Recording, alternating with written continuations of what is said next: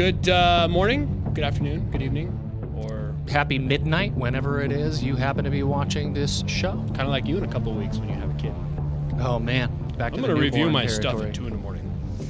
Yeah, or maybe they're working out. I mean, maybe you're working out, you're riding your exercise bike late at night, and you have Dead Reckoning TV on your device, your iPad, your iPhone, or something. You know what I did last night? You watch Dead Reckoning No, on your iDevice? I'll tell you what I did last night. I actually went downstairs into my basement, and I rode my exercise bike for the first time for the first time. And it was really kind of fun. I rode for about 20 minutes and felt like I was going to die. Well, we're going to continue the conversation on biking, but we haven't even introduced ourselves yet. Well, who are you? Brian Mattson, I'm Jay Friesen. and this is Dead Reckoning, the Spindle, where we talk about randomness. Actually, this is not true. I'm Brian. That's Jay. We like to banter about We just current lied to you event- on yeah, a current- Jesus show. That's bad. Ninth Commandment Sorry, issues there. I'll stop interrupting you. My wife would smack me if Yeah, she was in the studio. Yeah, I know. Look, this is a portion of our show where Jay and I banter, talk about current events, things going on. Stop slurping. And we do so through the lens of our Christian faith, because we're Christian guys. Brought Brian, to you, Jay? brought to you by Revel Coffee Roasters, Billings, Montana. Once They're again, this is a amazing. Brazilian something or other. Oh man, Man. it's good. And I Anyway- really wish it was like we were getting paid for product placement, but he pays us in free coffee. Yeah, we like that. I'll take Gary, that. we took some more coffee again from the warehouse. Sorry about that. All right. Anyway, so I really did. I've been feeling really run down, really tired. Softball season's coming up. I am so out of shape, and I have this exercise bike in the basement that's just sitting there, and I've never touched the thing. And last night, I said, I have had it. I cannot feel like this anymore. So I went down and I rode for about 20 minutes, and I have my iPad, and it's got a little shelf on it. So I put on a spring training baseball game, made it through a whole half inning. And it was awesome. I actually felt pretty good. I actually felt better this morning than I felt in months. It's funny how that works because you'll end up exercise. You're not sleeping well or having issues or something like that. You'll go out and exercise, and all of a sudden you feel amazing. Yeah, I was just like, I'm kind of actually feel alive this morning. Well, congrats, man. So thanks. I hope to keep it up. So what about your biking? Continuing the biking story? theme, as you can tell, I'm wearing most of my biking outfit. It's March and daylight savings time, that completely ridiculous time change thing that we do. It's great. It's sunny and bright out I know. in the morning. It's sunny and bright out in the morning, like sunny enough that it's actually reasonable weather in March to get on my bike and ride to work. Now, it was a little brisk this morning. Yeah, I noticed 30, the frost on the ground. 34 That sort of degrees like or something all like the that. grass was like capped with My hands got numb as I was ice. starting out. So, but no, this is always a funny time of year when I commute to work, and I ride a surly disc trucker that is completely just amazingly outfitted, and I love that thing. I get on and ride all over town all summer long. None of my that- car, none my of that car means anything to my me. car leaves the garage like maybe once a week, maybe. It's really great for your gasoline. But this is always an bill. interesting time of year because the roads are usually pretty terrible. And in terms of trash and stuff, like Billings is a great town for a bike community. There's bike lanes and sidewalks and bike paths all over the place. But the lanes this time of year, I don't know when they get around to cleaning them because they're just covered in gravel. We don't salt the roads here. We gravel gravel the everything. roads, yeah. It's just terrible. So I'm already riding in mostly a car lane, and cars are not used to seeing bikers. Right, we this haven't time of seen year. them for about 6 months. Haven't seen them, but you know? So they're not used to that. But this is always a good time of year for me to work on my sanctification. Yeah. Because As opposed to other times of the year, because- which are not good times of the year for you to work on well, your sanctification, right? I'm getting cut off. Their state law and local municipal code said you need to yield to pedestrians, including bicyclists. And I'm not a bike Nazi. I'm going to try not to be a Portland bike Nazi, but Okay. even though I am from You're just Oregon, trying to look like one. I am. I embrace the culture 100%. yeah, you're such a hipster. But anyway, municipal codes say you yield, but you'll come up to these crosswalks, and we've got some really nice. The city has put in some really nice crosswalks along these major paths. Some of them even had little lights you hit, and they flash. They're just let everybody know you're there, and cars just and I'm like, They don't care come that you're on! there. I'm like sitting there cursing on my bike. I'm like, No, wait a minute. Last you year- were cursing? Oh yes, No. like Shock. a sailor with Tourette's. So last year I was coming up to one of these paths on coming through the park up to a path, and waiting to cross the road was a woman in a wheelchair. Okay, and nobody was stopping. Nobody was stopping. They were just ripping by. Nobody even bothered to stop. Isn't that great? So I'd been observing this for the last 500 feet as I was coming into the intersection, and I'm watching this, and I'm starting to get angrier and angrier. So much to probably my wife's chagrin if she knew, and now she's going to find out. Love you, honey. I rode right out in the middle of the street, right in front of a bunch of cars, and they like skidded. No way. To a stop. Oh man, it was awesome. You are such a hero. I turn around and I'm like, come on. Oh man, what a rock And here comes like hero. this woman in her wheelchair. Somebody give him a medal.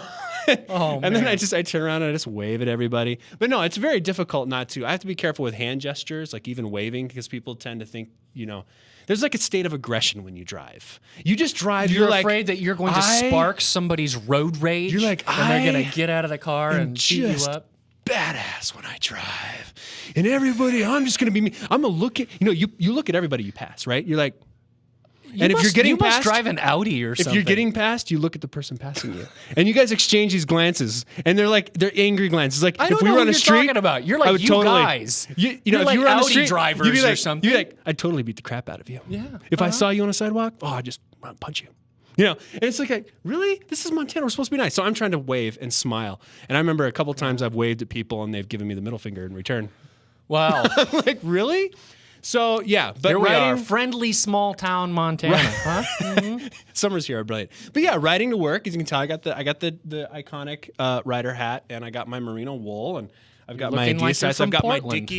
my Dickies, my chopped Dickies. Don't slacks. show them your legs. So, my goodness, you trying to blind them? So, well, they couldn't see them. I can't even lift up. You can't even lift your leg. Oh! I will color correct those to brown later in the show. Right. No, but some guys, I got a couple panniers that I put all my stuff in, and I lost my headphones, and I keep buying headphones and keep losing them, and it makes me really frustrated because I like to be super righteous and listen to Matt Chandler sermons on the way to.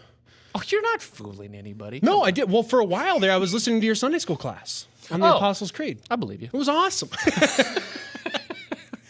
But some guys like are really serious. Like I know the counselors here in this particular building. He rides year round. Yeah, like he's that's hardcore. That's hardcore. Right? Yeah, but he's also hardcore enough that he has a little stand on a little holder on his handlebars that he uses for his iPhone, and he rocks a Bluetooth headset.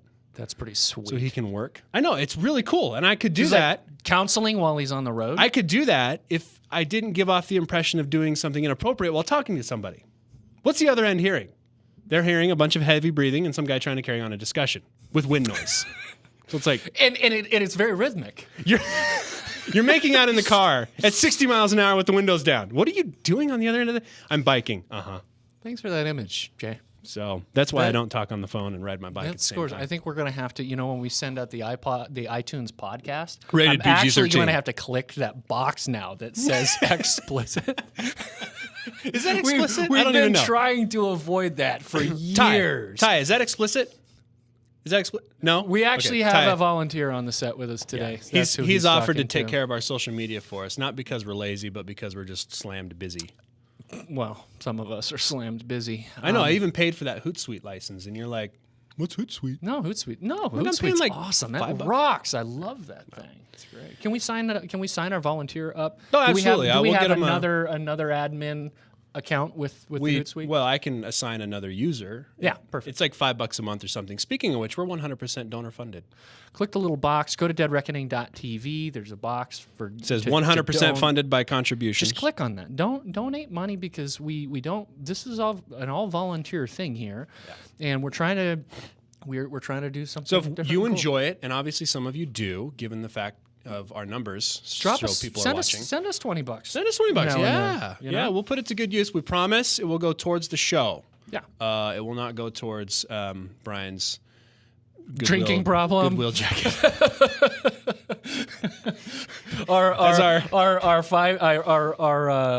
lunch at Jake's problem. We haven't done that in a while. No, we haven't. It's been but a we long do time. have. Those we do people have don't even some funny- recognize us anymore. Speaking of which, I want to keep plugging this every single show so people don't get like stuck on one thing. But Brian is going to be we're going to be producing a 16-week lecture series that you can use in Sunday schools and small groups and other long form educational opportunities.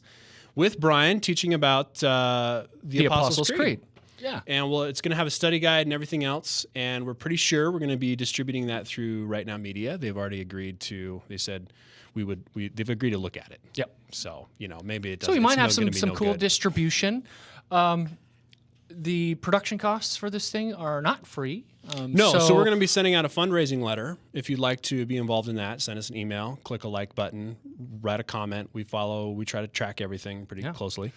But that's going to be really cool. Ancient Faith for Modern Times. It'll be a 16-week video series. We'll have a study guide that we're going to produce along with it for use in small groups or Sunday schools. And we hope to have that out this summer as churches and groups are looking forward to the fall and what they're going to do for adult education. Yeah. Hopefully, this will be an option for them. So we're looking forward to that. So, yeah. Anyway, that's all I had. We have just bantered about. I know, it's great. Nothing. Bicycling. No, bicycling. We've bantered about our lives, and our lives are all encompassed. I taught your daughter yesterday, in fact. Tell us about it. That's right. You had your big speaking gig. You were teaching filmmaking. But let me finish. Right. Let me finish my segue, though. Okay. We were talking about bicycling, which is a part of our lifestyles and our lives, and these are the things we do every day. And God is involved in all of those things, and that's what I was teaching your daughter about in her co-op class with the other 5th and 6th graders. Teach my daughter.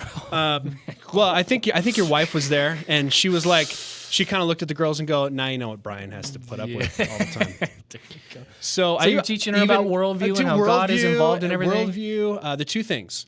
Worldview in terms of how it influences the story, and story in general, because those are the two things that drive a film. So we're going to make a little film over the next couple of weeks. One of the other girls wrote a story, and everybody kind of looked. I said, "Man, we can make a movie," and every girl looked over towards your niece. Addie. Addie. Oh yeah, she's a great storyteller. And I know they all looked at her and said, "We need to do your thing." Olivia was like, "That's the only thing I thought about this whole time. I was just thinking about your story." So here you are teaching, and these 5th and 6th graders are like, "We already have a script, dude. We've already got the script." It gets better. It gets better. Okay, not only do they have a script, but Olivia has been processing everything I'm saying. Okay.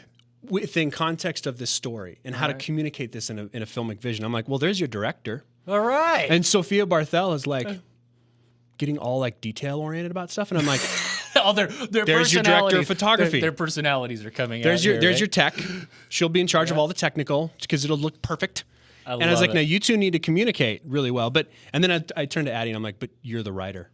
Yeah. She's like, well, I want to play this role. And everybody's like, yeah, you play this role. And then over to Grace Skiles, you play that role. Sounds like a hit. Sounds Grace like a hit. I'm going to be the villain. And all the girls are like, oh, that's totally true. It was really funny. That sounds like a pretty successful class, man. Yeah, I don't know if it was successful. We had computer problems. They were excited. No, there's no way you had computer problems. That was rule number one. You never have computer rule. problems. I said this is lesson 1 in filmmaking. It always goes wrong. You will have a technical issue somewhere the moment you start. Yeah, there's a gremlin in the machine somewhere. Hey, I did my speaking gig this weekend too. Yes, tell us about it. It was a great opportunity. People. It was really fun. Yeah, I was preaching at Harvest Church. You can go to harvestweb.net, click on sermons, and the video of it is up. It was a great opportunity. It was really fun. There were, I believe, just at the local campus, it was over 2,000 people, over 3 services.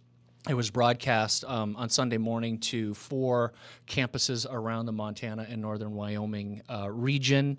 And it was a great opportunity. I was able to preach on Romans 1 and hopefully get people to really think about whether God really exists and what's really keeping them from believing in that.